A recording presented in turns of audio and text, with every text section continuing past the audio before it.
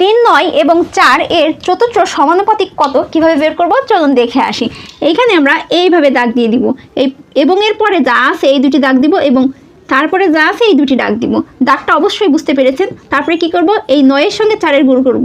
4 নং কত, 36 লিখে নেব। তারপর একটা ভাগ, এই 3 এর সঙ্গে এর চতুর্থ সমানুপাতিক মানে এইটার গুণ করব। এখানে তো কিছুই নেই, তাই 3 এর 3।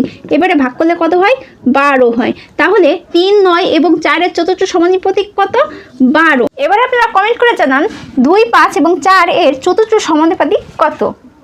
প্রথম 49টি স্বাভাবিক সংখ্যার গড় কত, যদি এমন থাকে তাহলে কিভাবে খুব সহজেই সমাধান বের করবেন চলুন দেখে আসি।